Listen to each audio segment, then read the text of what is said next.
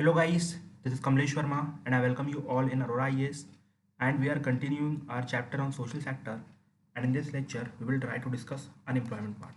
ठीक है, पिछले लेक्चर में काफ़ी लोगों ने मुझे बोला कि sir you are fast, so in this lecture I will try to be slow and let me tell you भाई जहाँ पर मैंने चीज़ें एक्सप्लेन की वहाँ पर आई वॉज स्लो. ठीक है, लाइक फॉर एग्जाम्पल जहाँ मैंने आपको पॉवर्टी की डेफिनेशन डिफाइन की, absolute poverty, relative poverty, measurement, वो सब अंडरस्टैंडिंग वाली चीज़ें थी, इसलिए वहाँ पर स्लो रहा. लेकिन अब आप ये बताओ भाई कॉजेज बता रहा हूँ उसमें क्या स्लो होना. मतलब सबको पता है पॉपुलेशन बढ़ेगी तो भाई ये होगा, इसके बाद इंडस्ट्रियलाइजेशन नहीं होगा तो पॉवर्टी बढ़ेगी, एग्रीकल्चर में प्रॉब्लम रहेगी तो पॉवर्टी बढ़ेगी. तो ये सब चीज़ें बता मतलब समझाने वाली नहीं है, बताने वाली बस है, पढ़ के छोड़ देने वाली है.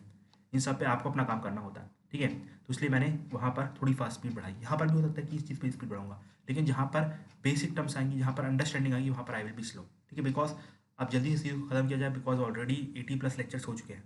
ठीक है, तो आप भी सोच रहे हो कि भैया कब ये सीरीज कंप्लीट होगी, तो even I am in hurry to complete the series, but with quality से कॉम्प्रोमाइज़ नहीं करूँगा मैं.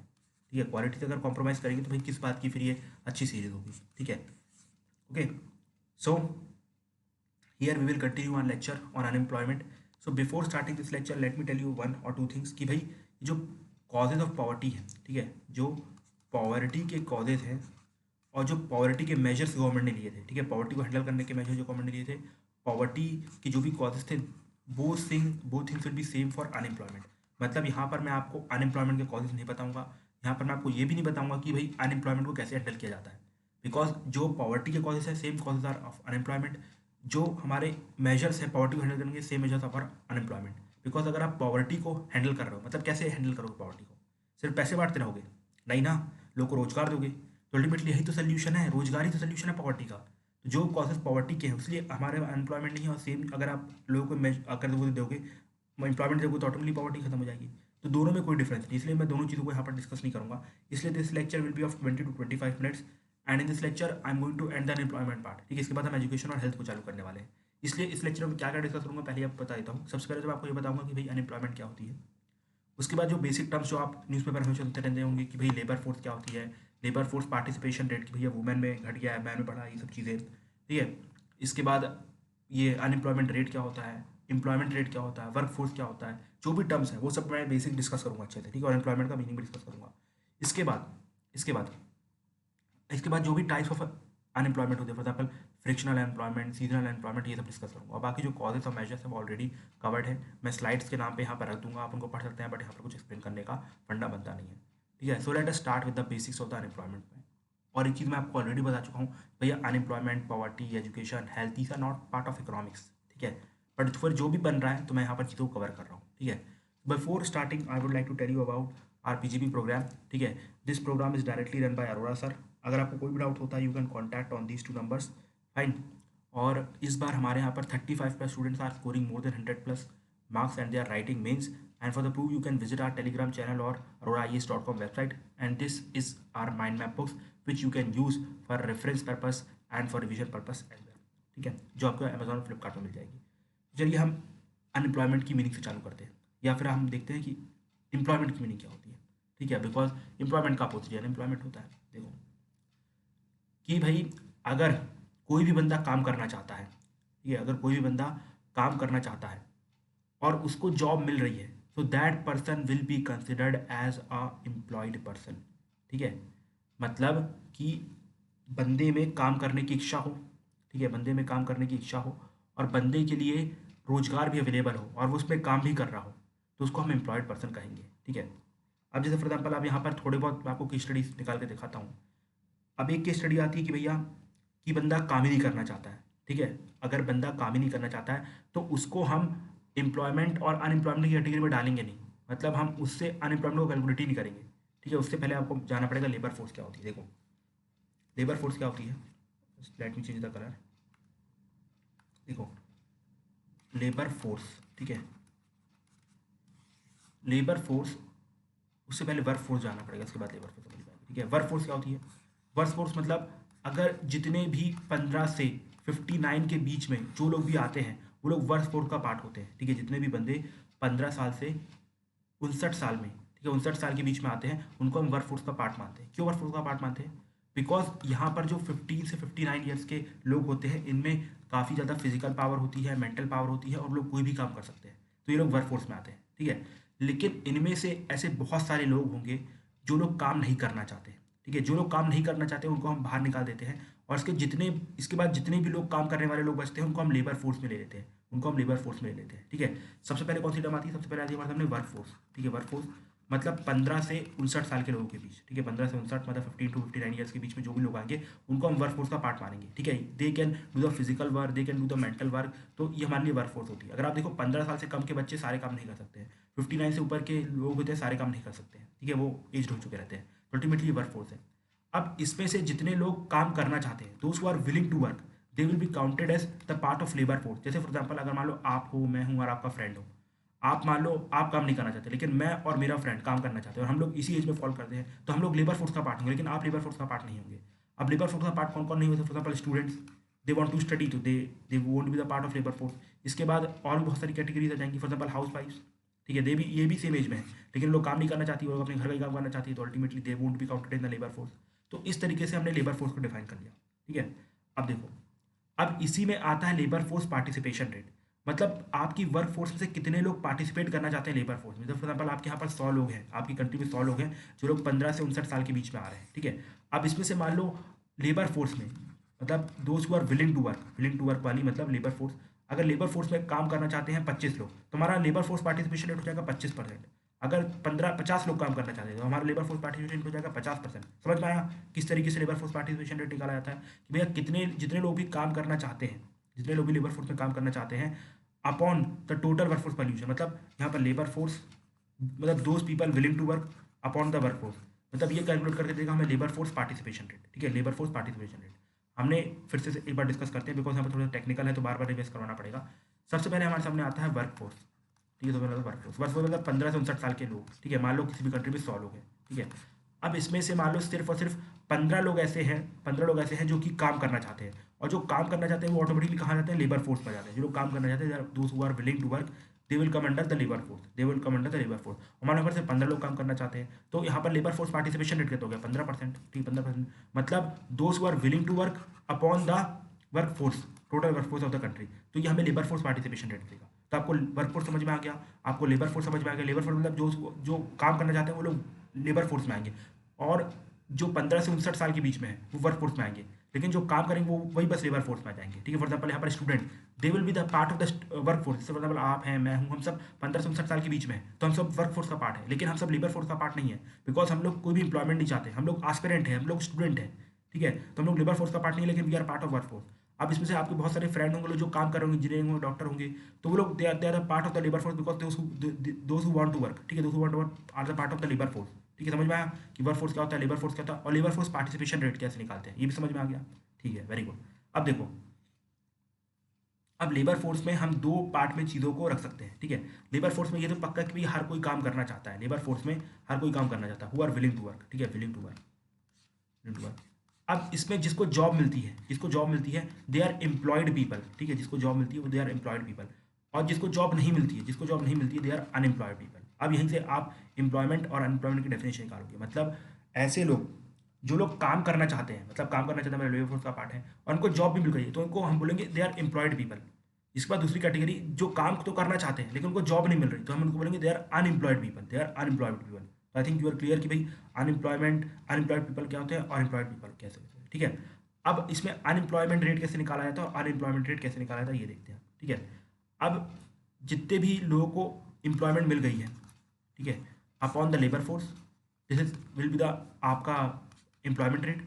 इसके बाद जितने भी लोगों को अनएम्प्लॉयमेंट नहीं मिली upon the labour force, they will be unemployment rate, ठीक है। ध्यान समझने की कोशिश करो, हमारे पास लेबर फोर्स है, those who are willing to work, ठीक है, labour force those who are willing to work. अब इसमें दो पार्ट थे हमारे सामने, एक था जिनको जॉब मिल गई थी, ठीक है। अब जिनको जॉब मिल गई है, मान लो कि हमारे यहाँ पर 100 लोग हैं जो लेबर फोर्स में है, ठीक है, अब यहाँ पर 15 लोग को जॉब मिल गई है, तो आप जॉब वालों को जिनको जॉब मिल गई है अपॉन 100, पूरा मतलब जितने लोगों को जॉब मिल गई है upon the total labour force आप निकाल दोगे, तो this will be the employment rate, ठीक है। अब जिनको जॉब नहीं मिली है, मान लो ये लोग हैं कितने, 85 लोग, तो 85 अपॉन टोटल लेबर फोर्स 100, तो दिस विल बी द आपका अनएम्प्लॉयमेंट रेट। तो आई थिंक आपको सिंपल मैथ समझ में आ गई है। मैं मैथ्स को जितना सिंप्लीफाई कर सकता हूँ उतना सिंप्लीफाई करने की कोशिश करता हूँ, ठीक है। तो आई थिंक आपको वर्क फोर्स समझ में आ गया है। आपको लेबर फोर्स समझ में आ गया है, आपको लेबर फोर्स पार्टिसिपेशन रेट समझ में आ गया है, आपको एम्प्लॉयड कौन होते हैं वो समझ में आ गया है, आपको अनएम्प्लॉयड समझ में आ गया है, आपको साथ ही साथ ये भी समझ में आ गया है कि भाई कैसे अनएम्प्लॉयमेंट रेट और कैसे एम्प्लॉयमेंट रेट कैलकुलेट किया जाता है। ठीक है, आई थिंक नाउ सारे बेसिक टर्म्स क्लियर हैं, जो भी न्यूज़पेपर में आते हैं सब क्लियर है कि भैया हमारा अनएम्प्लॉयमेंट रेट इतना हो गया है, हमारा एम्प्लॉयमेंट रेट इतना हो गया है, हमारा लेबर फोर्स पार्टिसिपेशन वुमेन में बढ़ गया है, वुमेन में घट गया है, मैन में बढ़ गया है, मैन में घट गया है। ठीक है, हमारे पास वर्क फोर्स इतना है लेकिन लेबर फोर्स में कोई नहीं आ रहा है। I think everything is clear now. ठीक है, सब लोग सब कुछ क्लियर हो गया है। अगर नहीं हुआ तो दोबारा इस लेक्चर को 5 मिनट की रिवाइज करके देखो, आपकी चीज़ें दोबारा क्लियर हो जाएंगी। ठीक है, ओके डन, ओके ठीक है। अब हम समझते हैं कि भाई अनएम्प्लॉयमेंट का इम्पैक्ट क्या पड़ता है। देखो, जो अनएम्प्लॉयमेंट का इम्पैक्ट पड़ता है वो सिर्फ और सिर्फ इंडिविजुअल पे नहीं पड़ता है, वो एक्चुअली सोसाइटी में भी पड़ता है, वो सोसाइटी में भी पड़ता है, साथ ही साथ कंट्री में भी पड़ता है। ठीक है, सबसे पहले तो हम अनएम्प्लॉयमेंट का इम्पैक्ट देखेंगे कि भैया इंडिविजुअल के ऊपर क्या पड़ता है। सबसे बड़ा अनएम्प्लॉयमेंट का इम्पैक्ट पड़ता है कि भैया वो बंदा पुअर हो जाता है, पुअर हो जाता है। द पर्सन बिकम्स अ डेप्राइव्ड, मतलब उसके पास ना घर होगा, ना कपड़ा होगा, ना रोटी होगी, ना मकान होगी। सबसे पहला इम्पैक्ट क्या आता है अनएम्प्लॉयमेंट का, पॉवर्टी बढ़ती है, पॉवर्टी बढ़ती है। और पॉवर्टी के कॉजेज क्या है, same which are causes of unemployment, और अनएम्प्लॉयमेंट के कॉजेज क्या है, same which are causes of poverty. समझ में आया कैसे? ओके, अब मैंने आई थिंक वहाँ पर vicious circle of poverty discuss नहीं किया था, पॉवर्टी में वो टॉपिक में भूल गया था, तो I will cover it here. Okay, इसके बाद हमारे हमारे सामने आता है लो स्टैंडर्ड ऑफ लिविंग। ठीक है, लो स्टैंडर्ड ऑफ लिविंग मतलब जो भी अनएम्प्लॉयमेंट होता है उसकी स्टैंडर्ड ऑफ लिविंग घट जाती है। ठीक है, आप देखो फॉर एग्जाम्पल आप कुछ टाइम पहले लॉकडाउन से पहले 100 रुपये महीने का कमा रहे थे। ठीक है, मान लो 100 रुपये में आपका घर पानी खाना पीना सब कुछ चला करता था, जो भी होता है हुक्का हुक्का सब कुछ चलता था। ठीक है, लेकिन कोविड आ गया, लॉकडाउन लग गया, आपकी पेमेंट हो गई बंद। ठीक है, आप हो गए पुअर। शुरू शुरू में कैसे कंडीशन होगी, पहले पहले आपका शुरू में हुक्का बंद होगा, फिर बाहर पार्टी करना बंद होगा, फिर हल्की फुल्की जो पिज़्ज़ा बर्गर खाते थे वो बंद होगा, फिर थोड़ा थोड़ा खाना बंद होगा, और ultimately you will become the poor person. ठीक है, इस तरीके से इंडिविजुअल पर इम्पैक्ट होता है कि अगर उसकी जो रोजगार जाता है तो पहले उसकी स्टैंडर्ड ऑफ लिविंग कम होती है। फॉर एग्जाम्पल उसकी जो भी स्टैंडर्ड ऑफ लिविंग था, फॉर एग्जाम्पल भैया पहले मैं एक फॉरेन ट्रिप जाता था वो कैंसिल हो गई, उसके बाद भाई आप जो इंडियन ट्रिप करते थे वो भी कैंसिल हो गई, आपका पिज़्ज़ा बर्गर कैंसिल हो गया, बाहर खाना कैंसिल हो गया, और अल्टीमेटली धीरे धीरे आपका जो घर मकान सब बिक गया और अल्टीमेटली आप पुअर हो गए। ठीक है, पॉवर्टी रेवोल्यूशन गई। तो this is the impact of unemployment on individual person. ठीक है, ऑन इंडिविजुअल पर्सन। इसके बाद हम देखते हैं कि भैया अनएम्प्लॉयमेंट का इम्पैक्ट सोसाइटी के ऊपर क्या पड़ता है। अनएम्प्लॉयमेंट का इम्पैक्ट सोसाइटी के ऊपर क्या पड़ता है, देखो भैया हमारे यहाँ पर सोशल इंटरेस्ट आता है। कैसे सोशल इंटरेस्ट आता है, देखो जो भी लोग अनएम्प्लॉयमेंट होंगे वो क्या करेंगे, डिमांड करेंगे भैया रिजर्वेशन की। किसकी, रिजर्वेशन की। ठीक है, आप देखो जाट्स का जो रिजर्वेशन की डिमांड है, और जो भी हायर कास्ट है फॉर एग्जाम्पल मराठास, इनकी जो मतलब जो पॉलिटिकल पार्टिसिपेशन है बहुत हैवी है, इसके बाद भी लोग रिजर्वेशन की डिमांड कर रहे हैं, ये लोगों को समझ में नहीं आ रहा। Let me explain you this part. ठीक है, देखो हुआ क्या कि शुरू शुरू में ये जो हमारे जाट्स थे, ठीक है, और मराठास हो गए, इवन जो जो भी डोमिनेंट कास्ट है, ठीक है, जाट्स मराठास, इनके पास लैंड था। ठीक है, जो लैंड रिफॉर्म हुए उनकी वजह से इनके पास लैंड आ गए। ठीक है, अब लैंड आने के बाद क्या हुआ कि शुरू शुरू में अपने यहाँ पर जो खेती थी वो बहुत ही प्रॉफिटेबल बिजनेस हुआ करता था। अच्छी ज़मीन मतलब अच्छा पैसा। ठीक है, ये प्रॉफिटेबल हुआ करती थी। लेकिन जब से हमारे यहाँ पर 1991 के इकोनॉमिक रिफॉर्म्स आए तो ऑटोमेटिकली यहाँ का जो कॉन्ट्रीब्यूशन था एग्रीकल्चर वो घट के 16% हो गया। ठीक है, घट के 16% हो गया, मतलब एग्रीकल्चर से इनकम कम निकलने लगी। ठीक है, अब यहाँ पर इन लोगों को परसेप्शन ऐसा गया कि भाई जिनके पास रिजर्वेशन है वो लोग, अब देखो यहाँ पर पैसा निकल नहीं रहा है। ठीक है, पैसा निकल नहीं रहा है तो लोगों ने ट्राई किया कि भाई इंडस्ट्री में चले जाते हैं, लेकिन इंडस्ट्री के लिए इनके पास स्किल ही नहीं है यार। इन्होंने आज तक पूरी जिंदगी खेती की, आप बताओ कैसे इंडस्ट्री में काम करेंगे, ऊपर से हमारी इंडस्ट्री भी नहीं है। तो अल्टीमेटली ना तो आपको खेती से ज़्यादा पैसा निकल रहा है और ना ही इंडस्ट्री में काम मिल रहा है, तो अल्टीमेटली आप क्या डिमांड करोगे कि भैया हमें रिजर्वेशन दो, हमें गवर्नमेंट जॉब में काम करना है। लेकिन गवर्नमेंट जॉब ऑलरेडी कम, और रिजर्वेशन क्या है, एक तरीका सोशल इंटरेस्ट, आप डिमांड कर रहे हो, मूवमेंट कर रहे हो, अल्टीमेटली इंटरेस्ट है। और अगर आपको रिजर्वेशन नहीं मिलेगा तो आप क्या करोगे, वायलेंस करोगे। ठीक है, वायलेंस करोगे, या आप सोशल किलिंग्स करोगे, लोगों को मारना चालू करोगे, चोरी करोगे, तो अल्टीमेटली सोशल अनरेस्ट बढ़ता है, तब हमारे यहाँ पर अनएम्प्लॉयमेंट बढ़ती है। समझ में आया कैसे? Okay very good. इसके बाद इसी में नेशन के परस्पेक्टिव में एक्चुअली में एक ऑकन्स का लॉ है। ये लॉ ये बोलता है कि भैया अगर किसी भी कंट्री में 1% से अनएम्प्लॉयमेंट रेट बढ़ता है, अनएम्प्लॉयमेंट रेट क्या होता है भाई जल्दी बताओ। हाँ, जिनके पास जॉब नहीं है upon the total labour force. अगर 1% से अनएम्प्लॉयमेंट रेट बढ़ता है तो आपकी जीडीपी 2% से गिरती है, आपकी जीडीपी 2% से गिरती है। और जीडीपी में आपको ऑलरेडी फिर कर चुका हूँ, मतलब total final value blah blah दुनिया भर की चीज़ें जो भी थी। ठीक है, so I think you are clear with this कि भैया सोसाइटी पे क्या इंपैक्ट पड़ता है, नेशन पे क्या इंपैक्ट पड़ता है, और इंडिविजुअल पे क्या इंपैक्ट पड़ता है अनएम्प्लॉयमेंट का। ठीक है, अब हम बहुत ही इंपॉर्टेंट पार्ट पे आते हैं जहाँ से यूपीएससी में क्वेश्चन आ सकता है, प्रीलिम्स में खासतौर पे। ठीक है, बिकॉज अनएम्प्लॉयमेंट में आप देखेंगे क्वेश्चन हमारे अनएम्प्लॉयमेंट से कोई भी डायरेक्ट क्वेश्चन नहीं बनता है मेंस पे। ठीक है, लेकिन प्रीलिम्स में बनते हैं, वो भी किसके ऊपर, लेबर फोर्स पार्टिसिपेशन रेट क्या होता है, अनएम्प्लॉयमेंट रेट क्या है, ये सब फलाना ढिमकाना चीज़ों पे रेट बनते हैं, ठीक है। लेकिन साथ ही साथ जो टाइप्स ऑफ अनएम्प्लॉयमेंट है उसके ऊपर भी क्वेश्चन बनते हैं। ये इंपॉर्टेंट पार्ट है, ध्यान समझना, ठीक है। ये 4-5 में टॉपिक डिस्कस करते हैं।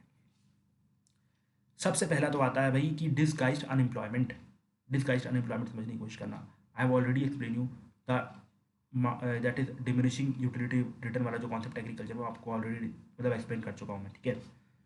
अब यहाँ पर डिसगाइज्ड अनएम्प्लॉयमेंट समझना। ये हमारे पास एग्रीकल्चर का लैंड है, 100 एकड़ का लैंड है, ठीक है।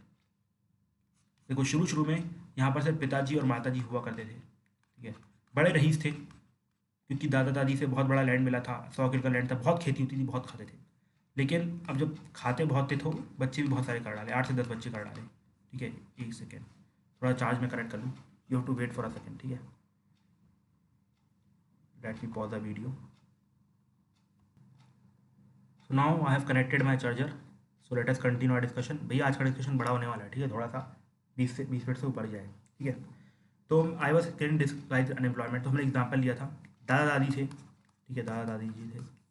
अब इन्होंने अच्छी पैसे से कमाए, लेकिन इनका बच्चा एक ही था, ठीक है। उसने शादी की, घर में बहू आ गई, दादाजी की डेथ हो गई, लड़के को मिल गई 100 एकड़ की प्रॉपर्टी, ठीक है। सिर्फ मम्मी पापा है, मम्मी पापा फैमिली में, 100 एकड़ की आपके सामने प्रॉपर्टी है। अच्छी खेती होती है, भर भर की खेती होती है, बहुत पैसा आता है, बहुत अमीर है, बिल्कुल बंगला बना हुआ है घर में, तो कोठी बनी हुई है बिल्कुल ज़मींदारों की, ठीक है। अब लेकिन उन्होंने कर दी गलती, यहाँ पर कॉन्ट्रासेप्टिव का यूज़ किया नहीं और कम से कम 10-12 बच्चे कर डाले। अब जब आप ये देखो, अब जो 100 एकड़ की लैंड थी, जब इनका डिवीजन होगा तो ये 10-10 एकड़ सबको मिलेगी, इनके भी बच्चे होंगे तो और थोड़ा थोड़ा धीरे धीरे बटेगा, ठीक है। जब ये 10 एकड़ की ज़मीन होगी, अब इनके भी 8 से 10 बच्चे हैं, ठीक है। एक्चुअल में 10 एकड़ की खेती को करने के लिए अगर मशीन का यूज़ किया जाए, सब यूज़ किया जाए, तो मुश्किल से 4 से 5 लोगों में खेती हो जाती है।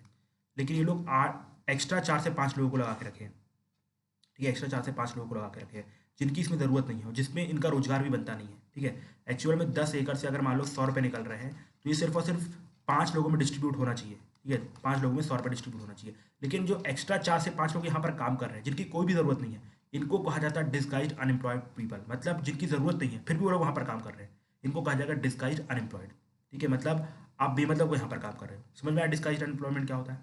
Okay, very good. इसके बाद हम आते हैं साइक्लिकल अनएम्प्लॉयमेंट में, साइक्लिकल और इस पर स्ट्रक्चरल अनएम्प्लॉयमेंट, बिकॉज ये टर्म काफ़ी न्यूज़ में था, ठीक है।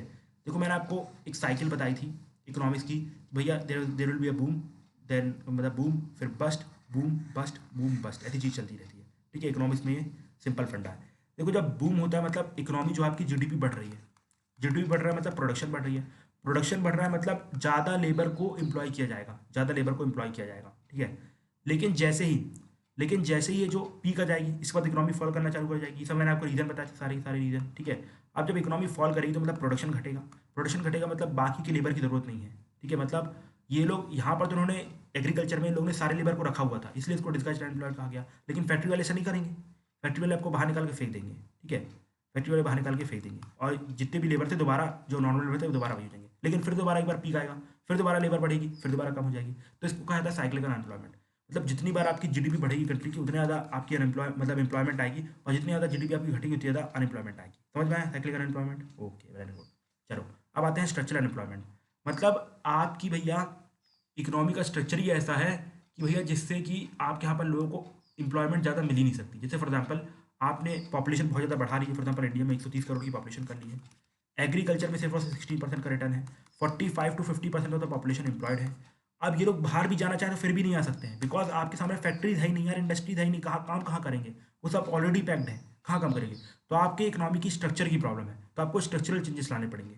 फिर आपको इंफ्रास्ट्रक्चर डेवलप करना पड़ेगा जिससे कि इंप्लॉयमेंट ज़्यादा बढ़े, आपको फैक्ट्रीज बढ़ानी पड़ेगी, तो आपको स्ट्रक्चरल चेंजेस लाने पड़ेंगे अपनी इकोनॉमी में। तो इसको कहा जाता है स्ट्रक्चरल एम्प्लॉयमेंट। आपकी इकोनॉमी की स्ट्रक्चर में प्रॉब्लम है, हमारा जो एग्रीकल्चर का स्ट्रक्चर ही खराब है। अगर आप इसको ठीक कर दो, ठीक है, इंडस्ट्री में ये जो 40 से 50% को भेज दो, तो ऑटोमेटिकली हमारे यहाँ पर अनएम्प्लॉयमेंट खत्म हो जाएगी, ठीक है। इसको कहा जाता है स्ट्रक्चरल अनएम्प्लॉयमेंट। इसके बाद एक अनएम्प्लॉयमेंट आती है सीजनल अनएम्प्लॉयमेंट, ठीक है। देखो क्या होता है, ये तो सबसे ज़्यादा सबको पता होगा जो भी यूपी बिहार को बिलोंग करते हैं। देखो क्या होता है कि जैसे ही कटाई का सीज़न आता है तो एकदम से जो भी बिहार में लेबर्स होते हैं उनको बुलाया जाता है, और ये लोग यहाँ पर कंप्लीट कटाई वटाई करते हैं फिर चले जाते हैं। मतलब सीज़न के हिसाब से आपको एम्प्लॉयमेंट मिलती है। मतलब जब कटाई का सीज़न होगा, बुआई का सीज़न होगा, जब आपको रोजगार मिलेगा, जब सीज़न नहीं होगा जब आपको रोजगार नहीं मिलेगा, ठीक है। जैसे लेबर होती है, लेबर का भी सेम है कि भाई अगर यहाँ पर कुछ काम ज़्यादा है तो आपको ज़्यादा एम्प्लॉयमेंट मिलेगी, नहीं मिलेगी तो आपको वापस जाना पड़ेगा। ठीक है। सबसे बेस्ट एग्जाम्पल इसका लेबर ही होता है, ठीक है। अगर आप देखोगे तो मैक्सिमम बिहार के लेबर्स में ऐसा देखा जाता है कि जब फॉर एग्जांपल ये लोग काम के लिए हमेशा दिल्ली में रहते हैं, ठीक है, दिल्ली में रहते हैं, लेकिन जैसे ही यूपी बिहार साइड, यूपी में और ये आगरा साइड यहाँ पर कटाई बुआई चालू होती है तो ये लोग शिफ्ट कर जाते हैं यूपी यूपी साइड, ठीक है, और यहाँ पर अच्छा सा मदद करते हैं, पंजाब में यूपी में किसानों की मदद करते हैं, हमारे अन्नदाताओं की मदद करते हैं, और उसके बाद अल्टीमेटली क्या करते हैं, कटाई करवाते हैं, फिर दोबारा दिल्ली में चले जाते हैं। तो इसे कहा जाता है सीजनल एम्प्लॉयमेंट, मतलब सीजन के हिसाब से आपको एम्प्लॉयमेंट मिलती है, ठीक है।